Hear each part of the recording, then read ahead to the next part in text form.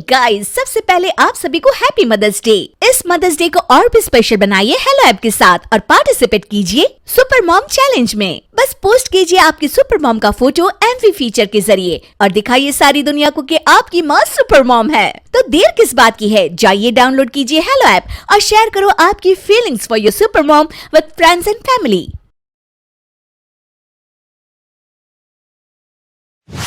पिछले एपिसोड में आपने देखा कि कैसे मीना की फिजूल खर्ची और ओवर शॉपिंग के कारण उसके पति और सास दोनों ही परेशान रहते हैं।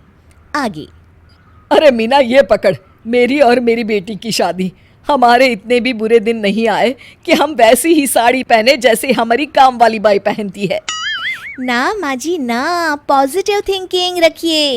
ये क्यों सोच रही है कि आपने काम वाली जैसी साड़ी पहनी, ये सोचिए कि काम वाली ने आपकी जैसी साड़ी पहनी है।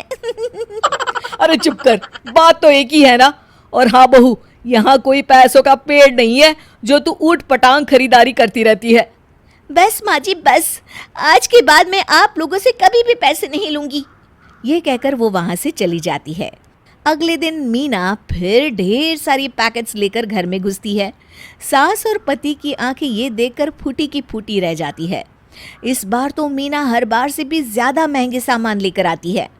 मीना पंकज को दिखाती है, ये देखिए जी कितनी महंगी घड़ी है, पूरे 10% कम रेट में मिली है, वो भी बड़े मॉल में। अरे ये कहाँ से आई? मीना, आखिर तुम पैसे कहाँ से ला रही हो? जरूर अपने गहने बेच रही होगी, तभी तो इतने महंगे सामान खरीद रही है। अरे सासू माँ, मीना नाम है मेरा, मीना। मेरा काम खरीदारी करना है, बेचना नहीं। ये बोलकर मीना वहां से चली जाती है। अब तो रोज ही मीना बाजार जाती और ढेर सारा सामान लाती। ना तो पति से पैसे लेती और ना ही सास से, और ना ही उनके दरवाजे कोई पैसे मांगने के लिए आता, यानी कि उधार भी बंद। अब ये बात माँ बेटे को किसी भी तरह से पच नहीं रही थी। सास एक दिन ये पता लगाने के लिए कि मीना कहाँ से पैसे ला रही है और शॉपिंग कर रही है, उसका पीछा करती है। वो उसके पीछे पीछे मॉल तक जाती है, जहाँ वो देखती है कि पहले तो मीना ढेर सारा सामान ले रही है और फिर पर्स से कुछ निकाल कर बिलिंग करवा रही है, फिर बिल पर्स में रखकर वापस आ रही है। सास जल्दी से भागकर घर आ जाती है और कहती है, अरे इसके पर्स में पैसे आखिर कहाँ से आ सकते हैं? आज तो मौका देकर इसका पर्स देखना ही होगा। मीना घर आती है, साथ ढेर सारा सामान होता है। वो इस बार सास को बिना दिखाए ही अपने कमरे में चली जाती है।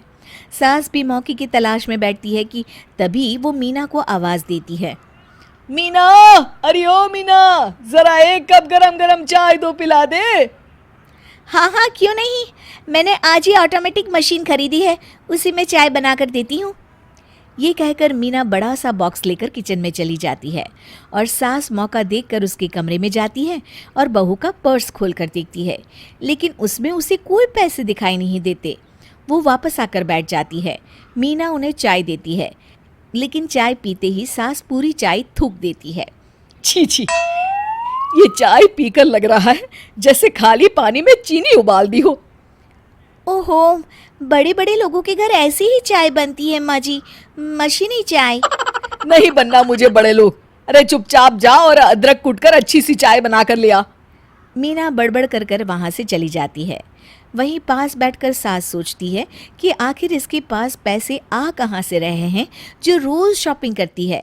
सास शाम को पंकज को सारी बात बताती है। वो उसे बताती है कि कैसे उसने मीना का पीछा किया और मीना ने अपने पर्स से ही सारी बिलिंग की है। फिर दोनों सोच में पड़ जाते हैं कि आखिर पैसे आ कहाँ से रहे हैं। एक दिन सास और पंकज दोनों को ही इस सवाल का जवाब मिल जाता है जब एक बार फिर से घर के दरवाजे की घंटी बजती है। पंकज जैसे ही दरवाज़ा खोलता है, सामने एक आदमी खड़ा होता है। सर, पंकज जी का घर यही है? जी हाँ, मैं ही हूँ पंकज, बताइए। सर, मैं LIC बैंक से आया हूँ, आपका 3 लाख का बिल पेंडिंग है, कब तक पूरा भरेंगे? पंकज हैरान हो जाता है। तभी वहाँ मीना आ जाती है। देखिए, आप लोगों ने मुझे पैसे देने से मना कर दिया था ना, तो मैंने क्रेडिट कार्ड बनवा लिया था। बस फिर क्या था, एक बार फिर से सास और पंकज सर पकड़कर बैठ जाते हैं।